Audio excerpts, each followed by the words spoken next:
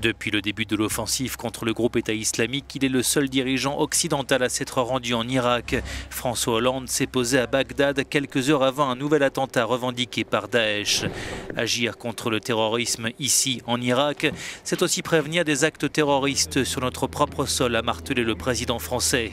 2 jours avant, lors de ses vœux à la nation, il soignait aussi sa rhétorique guerrière. Vous avez continué à vivre, à travailler, à sortir, à circuler, à chérir la liberté. Vous pouvez être fiers de vous. Mais nous n'en avons pas terminé avec le fléau du terrorisme. Il nous faudra continuer à le combattre.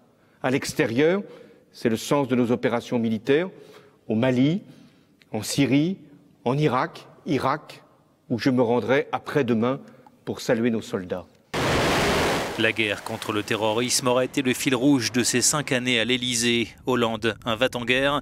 Jamais, en tout cas dans l'histoire de la Ve République, un président français n'avait autant engagé ses troupes dans des opérations militaires à l'étranger, en Irak en particulier. La France est, après les États-Unis, le plus important contributeur à la coalition contre le groupe État islamique.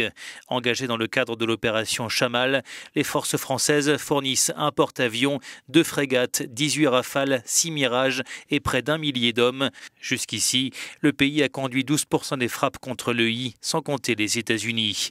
Des frappes lancées en septembre 2014, quelques jours après une première visite de François Hollande à Bagdad, où il rencontre son homologue irakien Fouad Massoum, alors tout juste élu.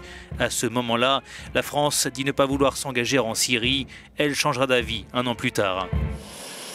Auparavant, le président français avait déjà, au nom de la lutte antiterroriste, engagé ses troupes au Mali. C'est l'opération Serval, lancée en janvier 2013. Puis en décembre de la même année, l'armée française interviendra en République centrafricaine. C'est l'opération Sangaris. Face à une menace terroriste grandissante, Paris décide finalement de frapper en Syrie. Comme en Irak, elle cible l'État islamique. En 2 ans, les forces françaises disent avoir détruit environ 1700 objectifs des djihadistes.